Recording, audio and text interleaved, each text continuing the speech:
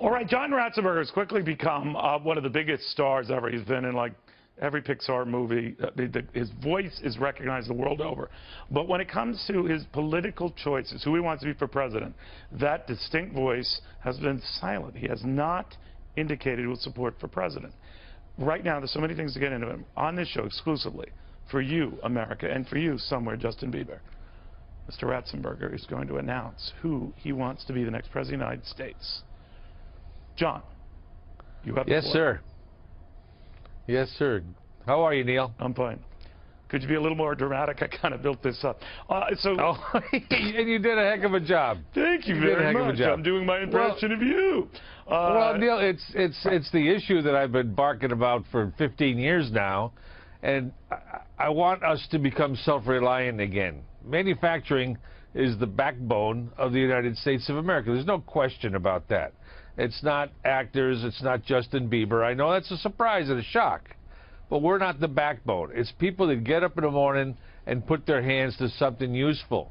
And so my issue has always been, let's bring back shop classes to schools so kids can grow up to be self-reliant. Now, the only candidate out there is Donald Trump, for me, because he's a builder.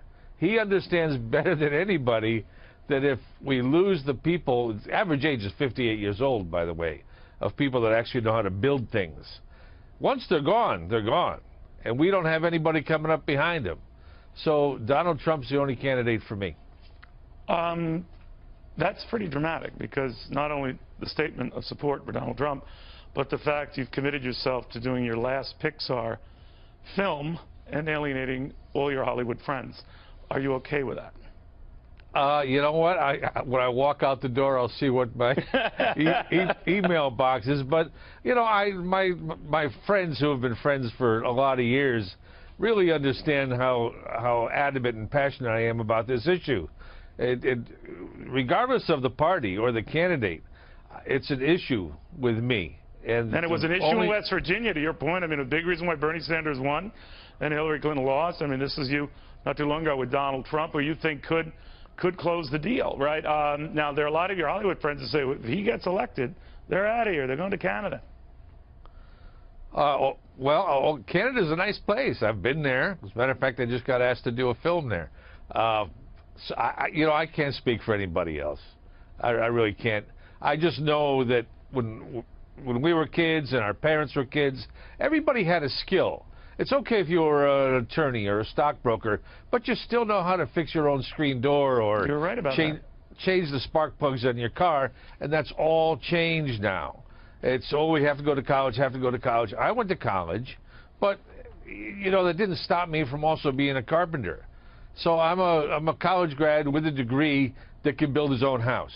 That's not a bad thing. No. So why not get back to that? Why did we take away shop classes and home ec classes from our youngsters? It gives them a skill that nobody can take from them.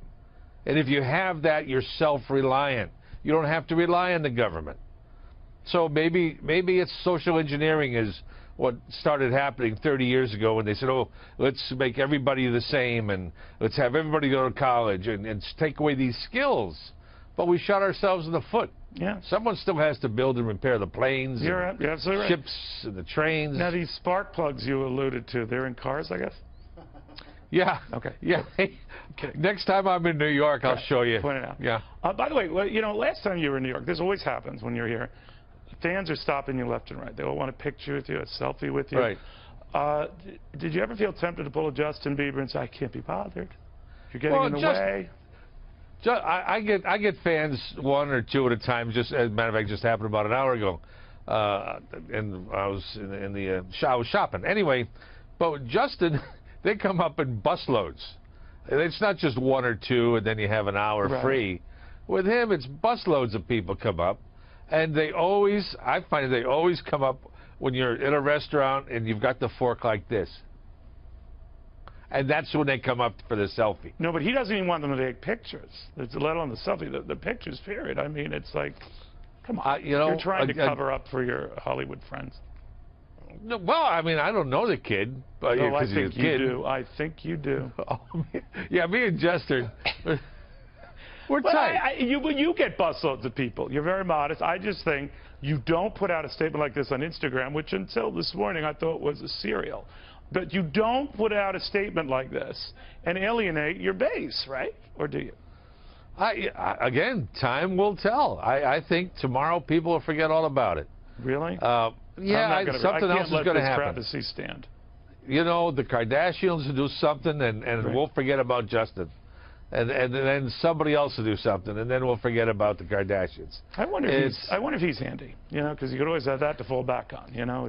That I've said this before, and that would solve the whole issue that I've been talking about now for all these years. If I could get Justin Bieber to talk about how cool it is to have a skill, like be a carpenter or a plumber, or if I can get Taylor Swift to sing a song about how she loves guys who can fix things. Done. Problem solved. I'm not going to pursue it because so many things are floating in my thick skull. All right. Thank you, my friend. It is always good to see you. Good luck on Capitol Hill where you're going to push this U.S. manufacturing thing. Right. You're a good man. Tomorrow morning. So I'm going to be on your rival network, C-SPAN, tomorrow morning. C-SPAN? Really? All right. Really, you're a good man, and we always appreciate having you. Thank you very, very much. Thank you, Neil.